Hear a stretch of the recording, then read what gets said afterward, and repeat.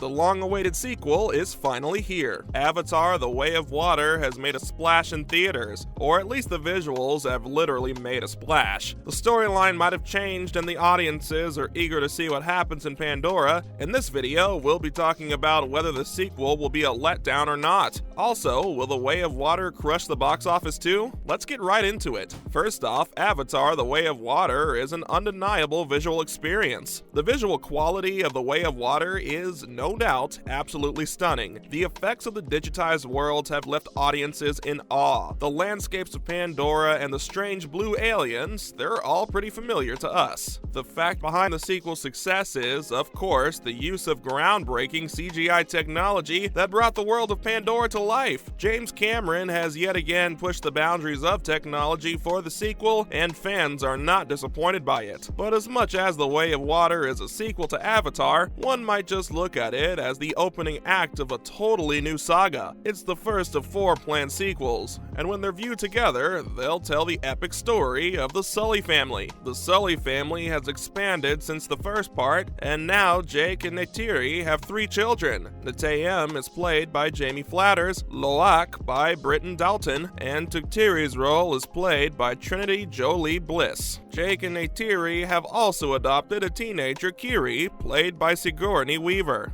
Their new life is interrupted by the return of the RDA, and for a while, the Na'vi fight them back. When Jake finds out that he's the target behind their attack, he makes the decision to step down as leader and find refuge somewhere else in Pandora. The first act is a breathless display, and anyone who doesn't have Avatar fresh on their minds has missed out on a lot. Let's look at the earliest reviews of The Way of Water. The reviews are in for the sequel, and people have mixed feelings. The Way of Water has no beginning and no end, says one character in the sequel. As much as the visual effects were spectacular, viewers felt that the story lacked depth overall. We all want to live inside the world of Pandora, but the story inside that world was just okay, to say the least. A sort of familiar story had unfolded before the viewers, and perhaps people got so involved in the visual effects that they couldn't create an outstanding storyline. But the thing is that James Cameron isn't interested in delivering the movie we think we're gonna get. We're only gonna see what he wants us to see. So when the Sully family arrive at the home of the Metkayina clan, Cameron switches the attention to the children. We spend more time with Netayem, Kiri, and Saraya than we do with Jake and Neytiri.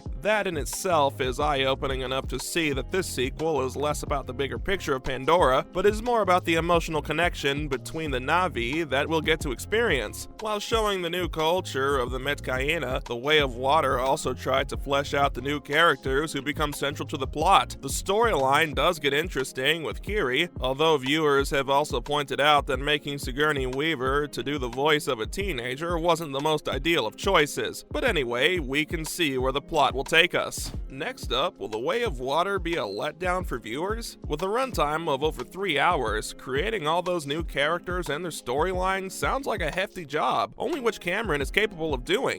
Zoe Saldana and Stephen Lang are the standout performers in Pandora in the first movie, and they excelled in the sequel as well. Viewers were expecting a lot from our main characters, and they delivered what we've always wanted. In The Way of Water, both actors were given different edges to their characters, and they managed to explore them in depth. Within the first hour or so, you'll be left wanting to see more of Neytiri and Jake in Pandora, and staying on the edge of your seat is just an understatement. Overall, this results in a sequel that indeed feels familiar to the first movie. That's what fans were always hoping for. Audiences have always wanted to be reminded of what it was like to watch Pandora come to life for the first time they sat in the movie theaters in 2009. The feeling of being transported to a world unknown to us had grasped our attention since the very first day all those years ago, and now we're back in Pandora off to another adventure. Rather than developing characters we already know, we're also watching the new characters explore Pandora, just like when we first explored that world the very first time. The storyline for the sequel doesn't really need to be completely new, or the opposite of the first movie. It can just be an extension of the Na'vi people and what it means to live with them. Coming up, the sequel's delayed release had left audiences hanging. Time can make or break a project. For The Way Way of Water, success depended on how much audiences are eager to know more about Pandora and the continued story. It was suspected by Cameron that perhaps the sequel could turn out to be something that the audiences don't really want to see, because too much time had passed since the first movie came out. With other big releases coming this year, it was hard for Cameron to compete with everything else, but his efforts to deliver us a visual stunner hasn't disappointed anyone at all. The director expressed that when he first made Avatar, he was in a different world with different circumstances and different competitors. But 13 years later, he felt that the hype and success depended on how much the fans wanted to go back to Pandora and relive that entire experience. He hoped that the sequel would remind people what going to the cinema is all about, having missed out on 2 years of movie theater experiences because of the pandemic. Only committed fans have the patience to sit through the 3 hours of The Way of Water and refresh their minds once again. Not to mention, the sequel still considered a masterpiece. No matter what the storyline is, audiences have been left in awe of the entire experience of The Way of Water, not just because of the astonishing visuals, but also because of the way each character becomes endearing in their own way. It's a bit thin plot-wise, but that's because Cameron wanted to explore the emotional side of Pandora and its people rather than focusing on wars and destruction. What has saved the movie is the fact that at times it's like watching a nature documentary, with all the visuals of water, trees, nature, and mountains. It's a masterpiece for sure. We take a deep dive into the oceans along with the characters, and we're exploring the world with them.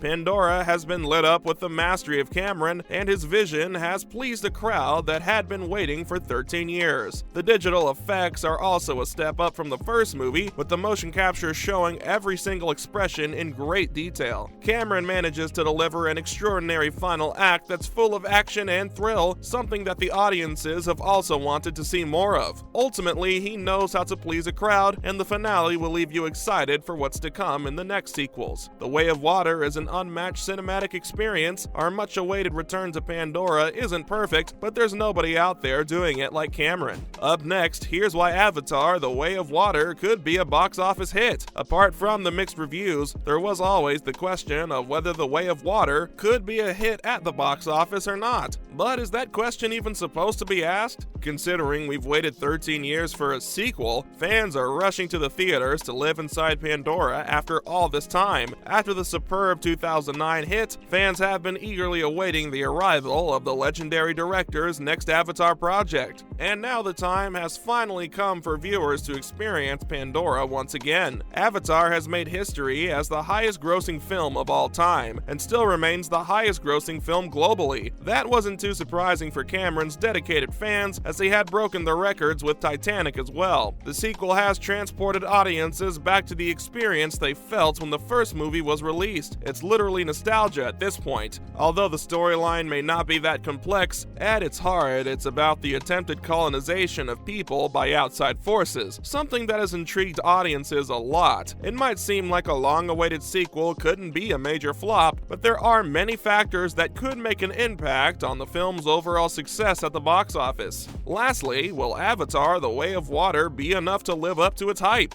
As for the much-asked question, will The Way of Water create a legacy the way the first movie did? Well, that depends on the collective thoughts of all the fans who have watched the sequel. As much as it's a stunning experience, some viewers are still iffy about the plot and the addition of new characters. Even though the visuals are astonishing, their tolerance of the sequel will depend on how much they've missed being in that world. Although experts have predicted that the film will surely liven up a box office that had been asleep for quite a long time because of the impact of the pandemic. The highest-grossing Avatar was released at a different time, and in order for the massively expensive sequel to break even, it'll have to become the top 4 movies of all time, according to James Cameron. Based on the initial critics' reactions and reviews, The Way of Water might actually just live up to those expectations after all. People who have seen it have dubbed it as a staggering achievement by Cameron once again. That's a wrap for this video. So, are you excited about The Way of Water? Let us know in the comments below. Make sure to give this video a thumbs up and subscribe to our channel for more videos like this. See you in the next one.